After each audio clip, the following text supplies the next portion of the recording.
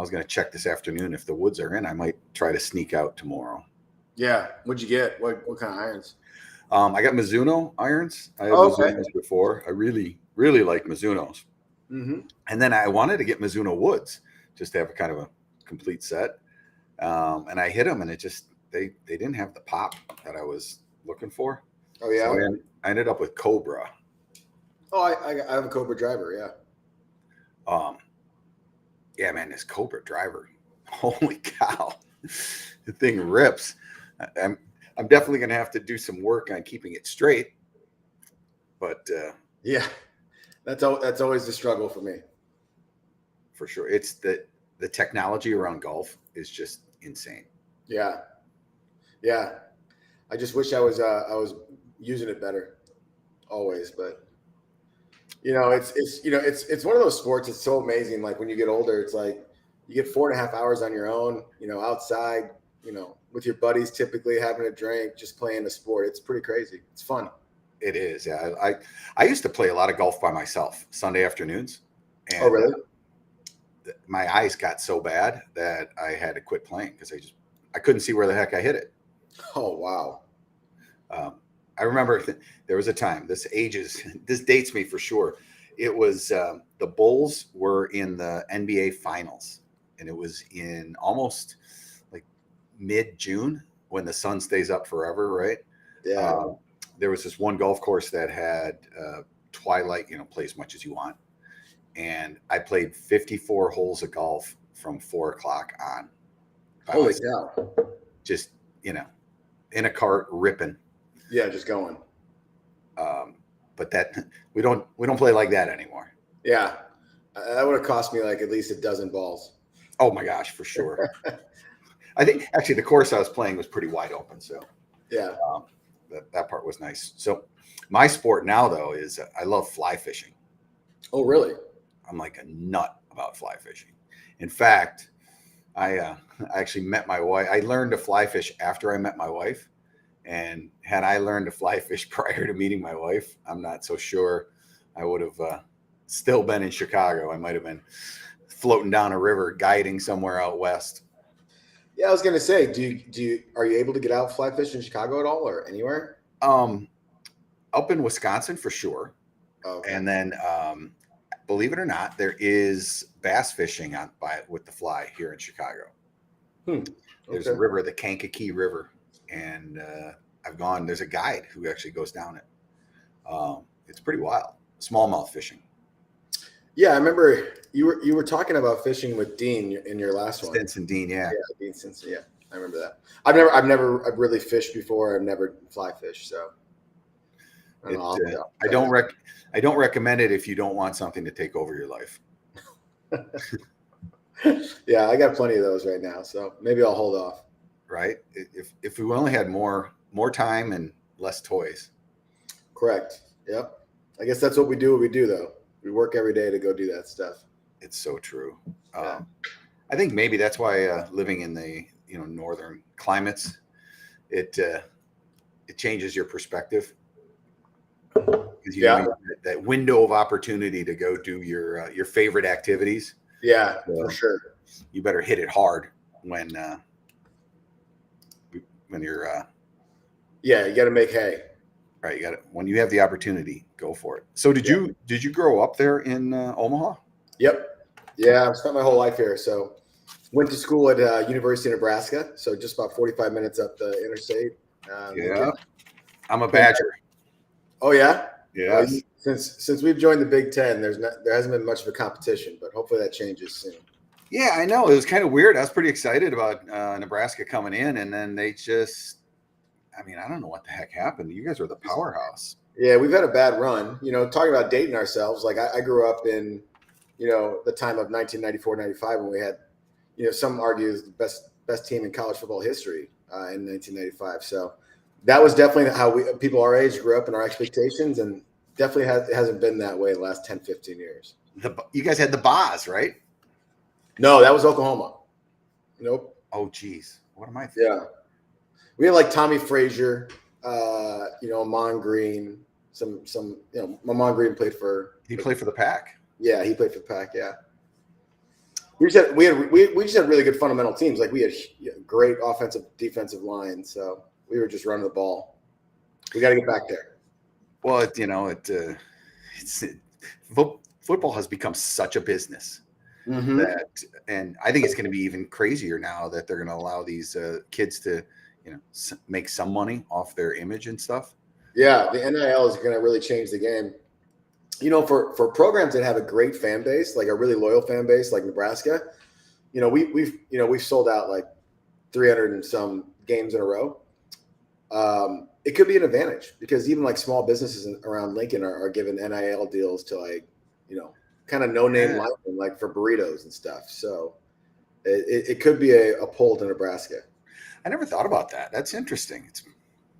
Yeah. I think it's that's fine. I don't think these guys should be paid to play. Yeah. I mean, they are. Look, especially I have a friend whose daughter went to Wisconsin, played on the volleyball team 4 years. Wow. Right? And, that's really ends up being like $60,000, $70,000 a year job. Yeah, for sure. When you consider that they're paying for your school. Yeah. Yeah. Especially if they're room and board in there and the education you get, it's a good amount of money. It's a good investment. Yeah, absolutely. What'd you study in school? Funny enough, I was an English major and a film minor, so nothing to do with sales or anything, but maybe it taught me a little bit about people.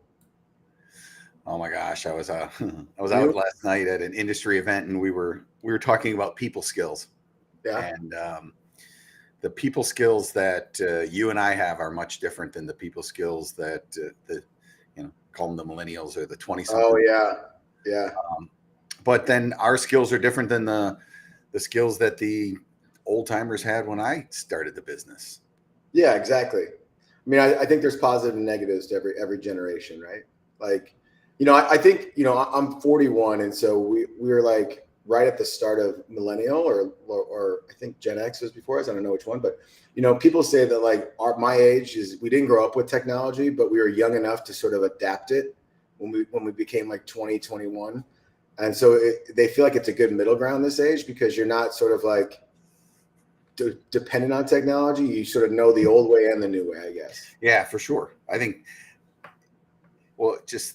I saw a great video the other day of they showed these kids a rotary dial phone, and gave them no instructions. Oh, yeah, I saw that. See how this works. And they pick it up and it was buzzing. They're like, oh, wait a minute. It's buzzing. Is this thing broken? Like, yeah. They've probably seen it in like movies or something, but didn't know how to actually function. They did not.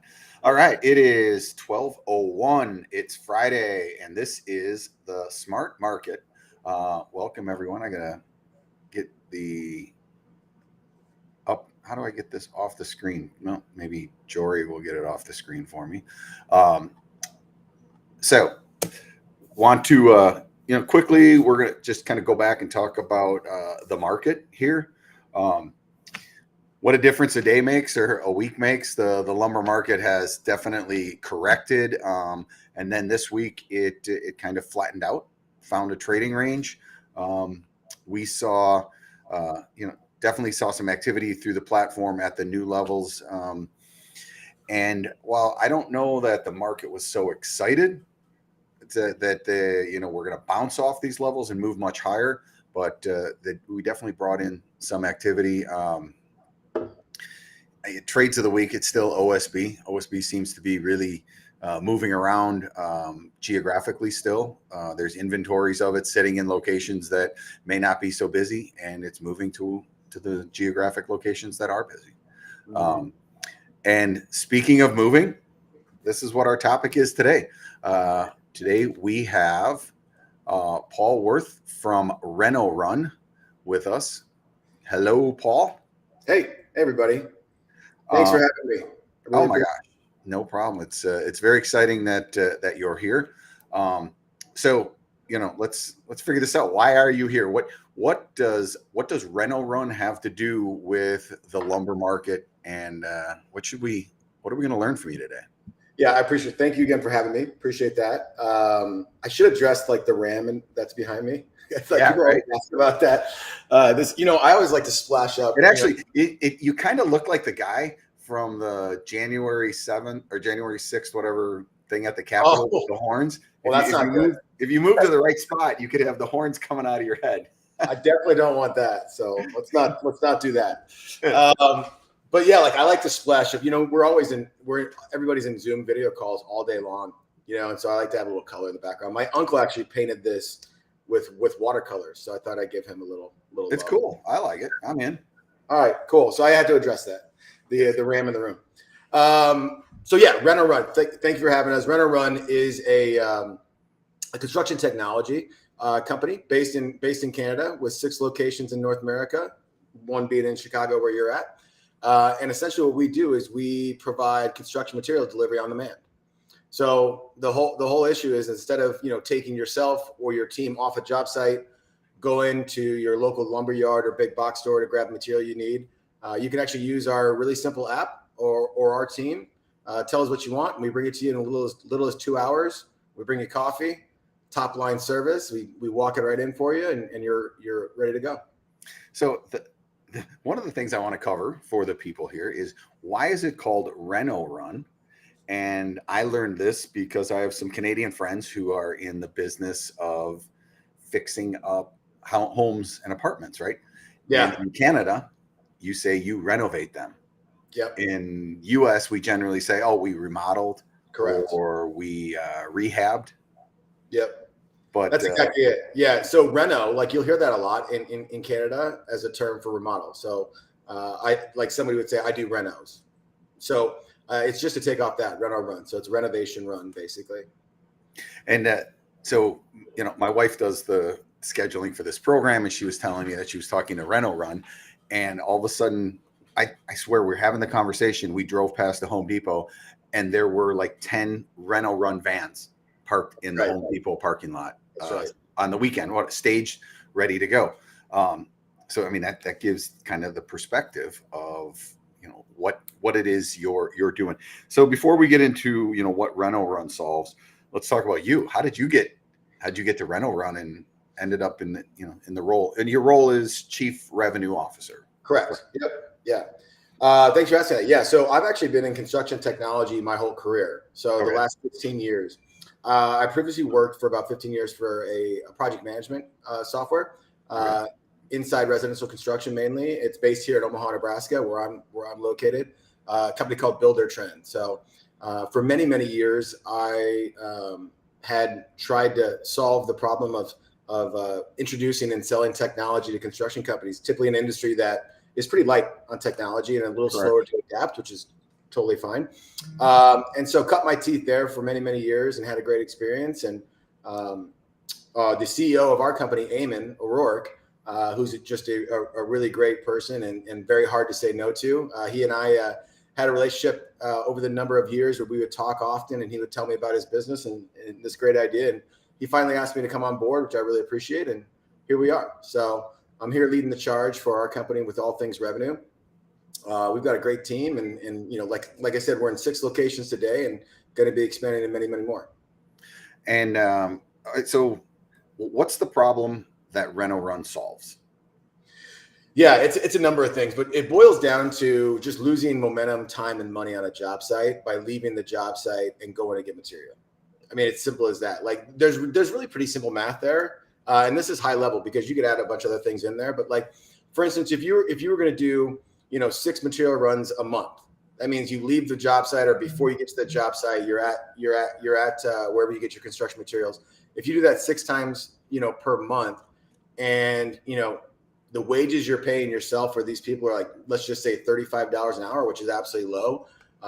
That basically turns out to about $600, $700 a month that you're spending, your own time or your employees' time just going to get material. So, every material run, usually like an hour and a half or 2, right? Because you're stopping at coffee, and, it takes a while to actually go to the store and park and go in. There's gas prices, there's, cost of trucks and everything that are going in. So it solves a really simple problem, which is like, stay on the job site, keep your team working. We'll bring you the exact products you need in a very short amount of time and the exact quality you want. We have 100% guaranteed quality. We train our own individual employees to be expert pickers, so they know construction material and quality, and they're doing that on your behalf. And you told me the story when we were getting ready for the show about how the founders figured out this was a legitimate business, which I think is great. So relay that. That's really great. Yeah. So as I mentioned, Eamon, our CEO, and his wife Joelle are our co-founders, and they're an amazing couple, and they're amazing individuals and great leaders. I'm really blessed to be with them. But Eamon's a contractor, so he's been a contractor for 25 years. He started in Ireland, went to Australia and New Zealand, and ended up in Montreal, Canada. And through his years of being a contractor, he kept running into this problem, obviously. And so after sort of the idea phase of, hey, this could be a business for us, they actually just sat in a big box store parking lot, and they counted how many contractors not only would show up that day and go get material, but how many contractors would come back, the same exact company, over and over. And they had some coffee and a notebook and started writing things down, and sort of that was the proof of concept, is like, hey, we can eliminate all these construction runs, and people will see value in that. So it's you could kind of say it's like Grubhub, or it's a delivery service, but very specialized in the lumber the building materials industry. Typical user of the platform from any contractor, really, like any contractor that finds themselves, spending any amount of time doing this, let us do it for you. So small, medium, large, residential, a little light commercial, a lot of remodeling, some new homes as well. So, I mean, really, we started out as sort of like last minute, you forgot a few items sort of delivery. And now we're into everything. So we can do small, medium, or large. We have boom trucks, vans, smaller vehicles to get you what you need very, very fast. So it's really about, if you want some really, really great service, easy to use technology to order things. You don't have to call somebody or write it down. And we bring it to you the exact same time you need it. It's sort of a procurement and planning service, as well as a construction material delivery service. So can you, let's say it's Monday and you get on the job and you're like, talk to all the subs, and you figure out, okay, on Thursday, the drywall guy is here. We need 5 buckets of mud. Yeah. And on Monday, you could say Thursday morning at 9 a.m., please bring 5 buckets of That's drywall. Exactly it. That's exactly right. You open up the app, you call us, you email us. Everybody has a rep from our company, our sales team, that takes care of them. We really believe in really a high level of service too. I mean, I think that's what we bring to the table. I say this all the time. In any given market, there's 100 contractors, let's call it, and really, the big box stores and the big companies that are incumbents in the space, they really care about like the top 10% of who spends money with them, and that leaves 90% of the market sort of spending hundreds of thousands, sometimes millions of dollars a year with these incumbent companies, and not really getting a whole lot of customer service. And so we want to flip that. We want to give small to medium sized contractors, business owners, the level of service and attention that they deserve. And I think this industry doesn't get that very often. So, okay, there's 2 sides to every transaction. There's a buyer and a seller. Yeah. We obviously, that. Yeah, I know that for sure. So we've laid out the benefit for the buyer, which is obvious, but let's talk about the benefit for the seller. I mean, you're not creating these products out of thin air. Where do they come from? What would be a seller's benefit for connecting up with RenoRun and working with you guys? Yeah, look, we source our material wherever we can get the highest quality and the best price for our clients. And so in every market, that's different, right? We'll also have our own distribution centers ourselves as well. So it just depends on what market we're in, but essentially we're always keeping the customer first. So wherever we can get the highest quality product and the best price, that's where we're going to go. For a lot of local companies that are like, lumber dealers, we're bringing them business that they didn't have before, because we're doing all of the go-to-market outreach, marketing, and sales. And so they're benefiting from just the extra top line revenue. So we have great relationships with all of our vendors and suppliers. So devil's advocate, would some of them think of you a bit as a threat, though? No, I wouldn't say so at all. Again, we have really great relationships with everybody. Again, construction industry is booming. It's been on a tear. There's so much opportunity out there for so many people. I don't think we're going to be at a place anytime soon that people see competition. I think, rising tide sort of lifts all boats is something that we always think about here in construction. And like, Yep. We don't feel like we don't feel like there's competition, and I don't think that they would see that as well. I think we're providing a great service for an industry. I'm thinking about a typical contractor lumber dealer.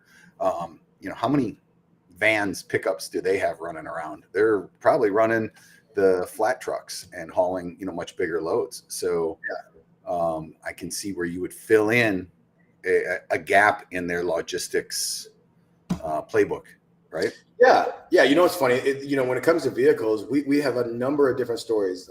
We have a great base of clientele in all 6 of our cities. They're some of the best construction companies that I've met, and I've met a lot of the business owners. They're just really great people. There's a handful of companies that have sold their trucks, like as a construction company. They don't need them anymore because they use us exclusively. Yeah. So there's a true cost benefit to what we're doing. Oh my God. Well, if you look at some of the other components in construction, like a crane, for instance, very few companies actually own their own cranes. You lease a crane. Correct. Because it's a high value item that if you're not utilizing it all the time, or what lifts, the aerial lifts, you see those are rented all the time. Yep. So why not rent your delivery service? Correct. Yeah. And that's the best part is like, we've sort of solved all the reasons why not. So some people would say, well, I want best quality, so I want my people in there, picking, the 2x4s. Well, we do that for you, right? We have experts who do that.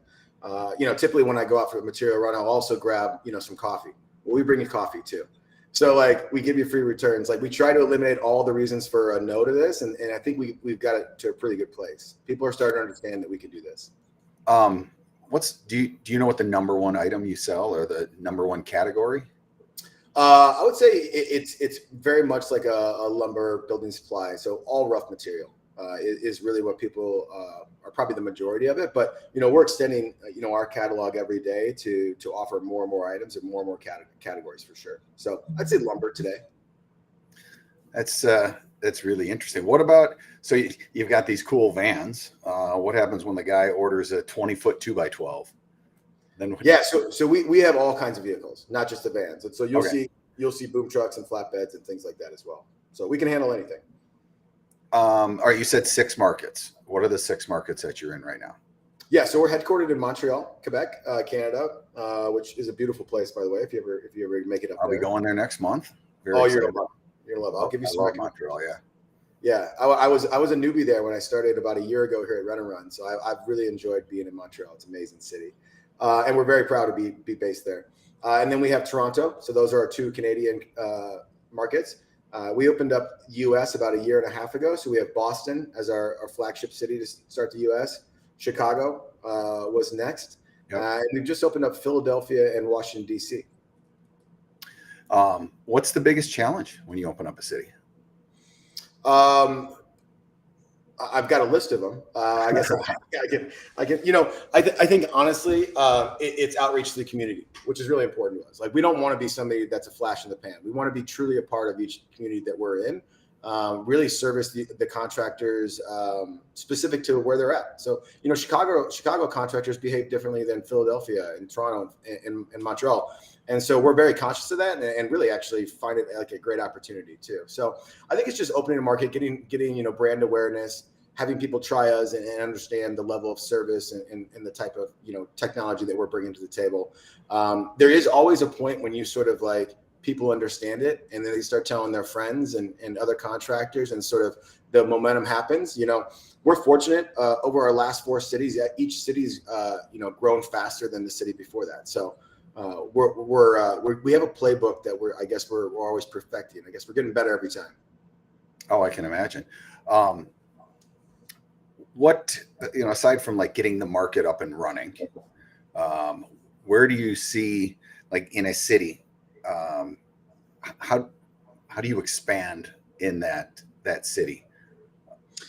Yeah, so there's a lot of research and data that goes into what we do, not only before we get into a city, but as we launch a city and sort of learn. There's definitely a data learning part of our business that's really strong.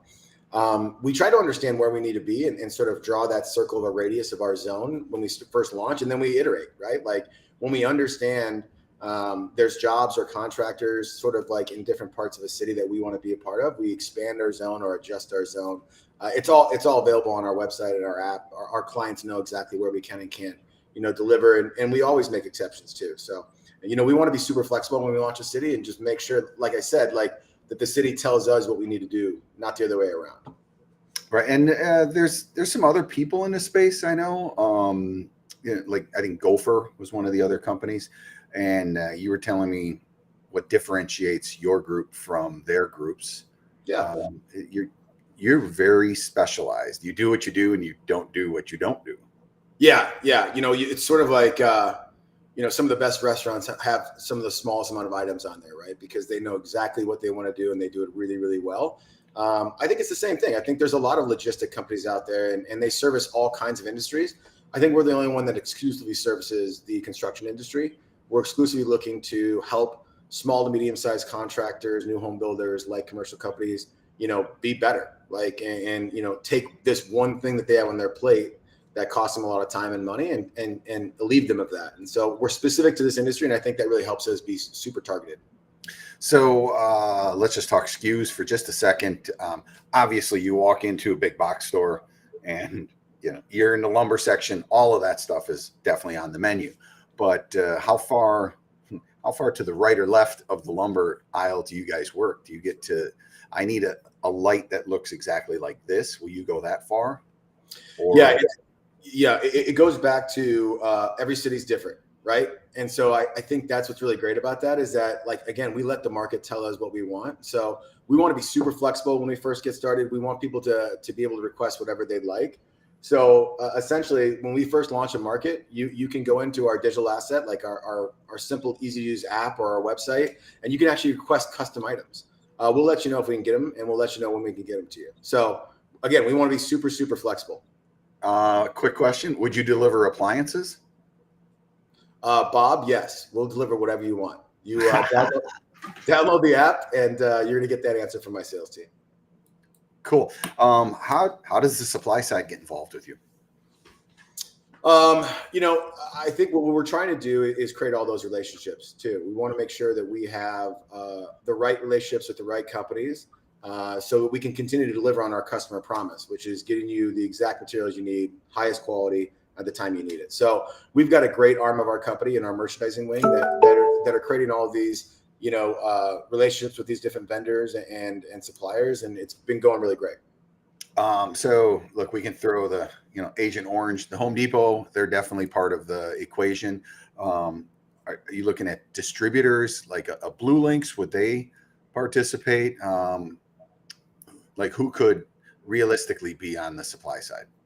Yeah, I think that at this point we keep it very, very open. So if anybody's out there who wants to have a conversation with us to learn more about our business or just have a shared session with them, like, we're a very, very new company, so we move very, very quick and can be nimble. And I think right now we're just trying to have all these conversations and get to know everybody. This is a very old and established industry, and then we're trying to not shake up, but become a real part of our community or the community of building industry and supply. So we're open to all conversations. It's what I think is really interesting is you're right. The old established contractor that has the, every morning drives past the lumber dealer, has a cup of coffee with that guy in his pickup truck, and they load the pickup truck for him and he drives to his job site. Is he going to be disrupted by this? Well, I don't know, until you think about what about the 25-year-old guy who just starts his business? He doesn't have a pickup truck. He doesn't have the relationship at the lumber dealer, and he doesn't care. Yeah. He doesn't want a relationship. He doesn't want to go to the lumber yard every morning and have a cup of coffee. You know what he wants to do? He wants to have a Red Bull and show up at the job site and start swinging his hammer or, doing his job. Yeah. Yep. So yeah. I think when looking at businesses like yours and like Materials Exchange, if you look at them through the lens of this is the way it was done. This is the way it was done yesterday. It doesn't even have to be 10 years ago. This is the way we did our business yesterday. Well, that might change tomorrow because you're quoting a job and you're competing against someone who's, driving a car that has his bucket full of tools in the back of the car, and RenoRun's going to deliver all the materials. That guy's going to show up, RenoRun's going to show up, and boom, he's off and running. That's exactly right. And look, we don't even consider it old school, new school. I mean, at the end of the day, we look at it like a problem solution. Like there is a lot of bumpiness when it comes to procuring your materials. So whether it's a large order and you've got to go source, especially in these times, right, where sourcing is really, really difficult, like what's in stock, what's not, that takes a lot of time, to call your vendor, to understand what's available, understand what time it's available for you. Maybe you're piecing together 5 different vendor relationships for a large quote or an order. We do all of that for you. So it's just really a problem solution thing. It's basically you can consider RenoRun like an employee or a business partner for your business, because that's what we're doing. We're taking a certain amount of work off your plate and doing it at a very high quality. And so whether you want to have a conversation with us about that over the phone, or you want to, never talk to somebody here at all and use our digital app, we'll take them both. Cool. All right. I want to wrap up, and we always finish with the question, what does Paul see that other people don't see? And I think this is an interesting question for you, because you've come from the software side of the business. Now you're getting into the delivery side. So you probably have a perspective that's going to be unique compared to what most people have. So yeah, what's going to be here in 5 years that no one else expects? Wow, that's a good question. I don't know. Elon Musk probably has a better answer than me, but that's because he makes it happen. Exactly. I would say this. I've been around construction a lot. I've never been a construction company owner, but just like all of us, summer jobs, wheel barreling concrete, doing all kinds of stuff.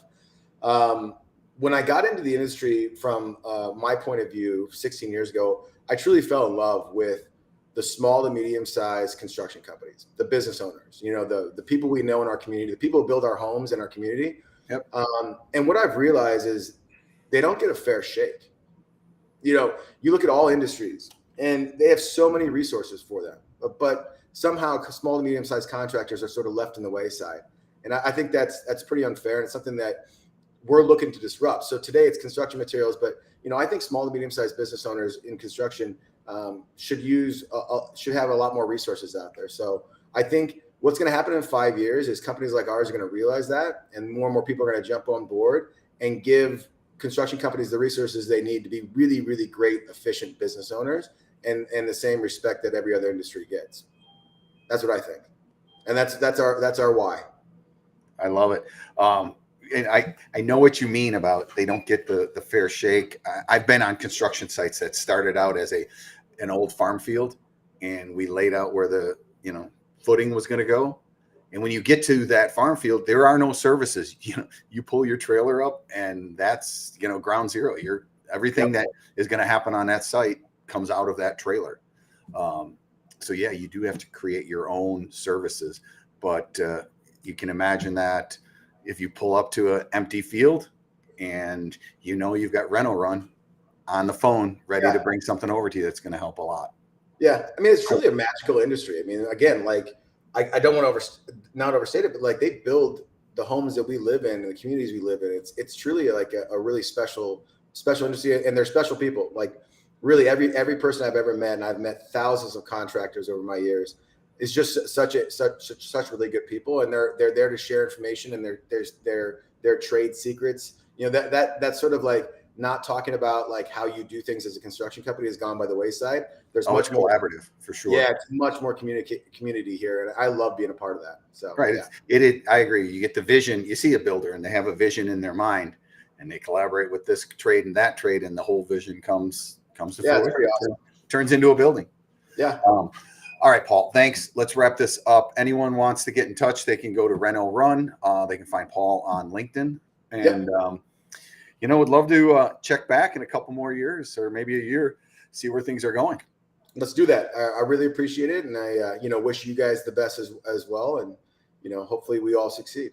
I love it. I agree.